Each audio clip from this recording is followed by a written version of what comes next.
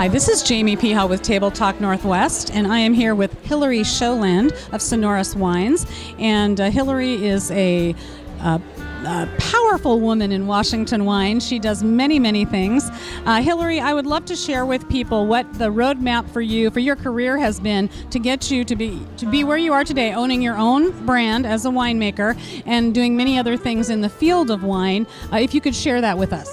Sure. It started out in a laboratory. I was hired as a harvest intern at Pine Ridge Winery in California, and I was just hired to run lab numbers, tank numbers and fermentation data.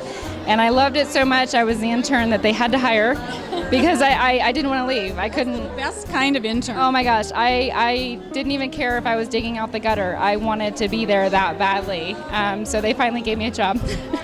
And I worked for them for several years, and I finally worked into the cellar and worked my way up to an assistant winemaker position within Pine Ridge Winery at the time. I was doing my studies at UC Davis and kind of working and studying. And then in 2006, I was recruited to Washington State to come work for Stefano Winery in Woodinville as their head winemaker. So from there, I got great experience with Washington. As you know, making wine in California is very different than... So different. I'm curious about what you think about that. What is the major difference? I would have to say acidity off the bat. Washington has amazing acidity. And the other thing is our Merlot.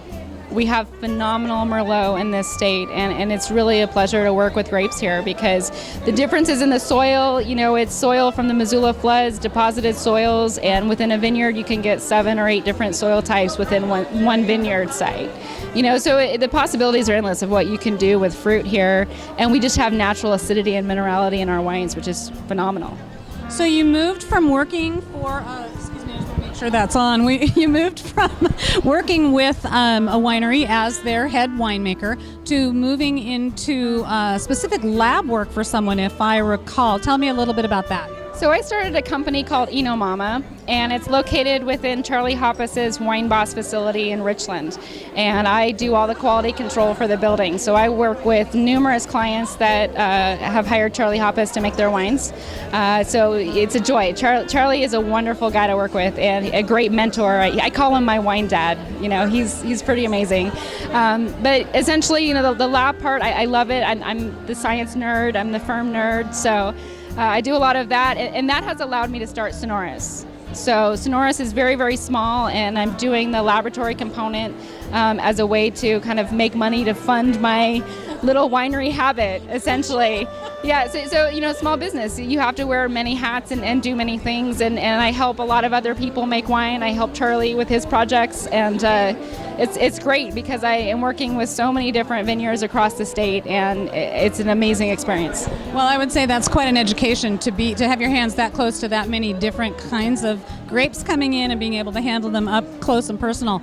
And I have actually visited you in the lab, and you did a little experiment for me so I could watch how some of it all worked. It was amazing. You were totally wearing your science hat. You love that aspect of it, and actually knowing that, I imagine that makes you such a much better winemaker. Oh, it's a balance. You can't be just technical. You do have to feel it, and it's sometimes you just know to do things, even though that the lab numbers may tell you a different story, but in your gut, if you know what it's supposed to be, then that's what you do. So the lab is really a guide. It's really just a format to say, here, this is what's going on. We're going to give you the information, and then how you use that information is where your talent comes from. Because if you are just making wine by the numbers, it tends to not be very exciting. So it's a tool. And you have to put your passion in, it sounds like.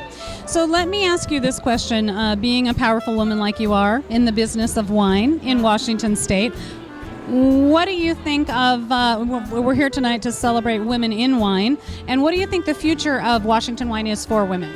You know what? There are phenomenal opportunities in Washington wine right now. The Wine Science Center that's being built by WSU is going to be a huge asset to our entire industry. And I think women need to understand that there's more out there than just working at a winery. We have wine business. There's a need for compliance managers. There's a need for branding managers. There's a lot of business aspect as well as the vineyard and the winery. So the opportunities are pretty much endless of what you could do in the wine world. It's an amazing industry to work in, and I love the fact that more women are getting educated about wine, becoming sommeliers, seeing them in the restaurant restaurants, seeing them in this format with amazing chefs.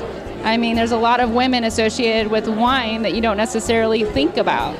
So I'm excited about the opportunities for all women across all industries that can look at wine and say, you know what, I can do that.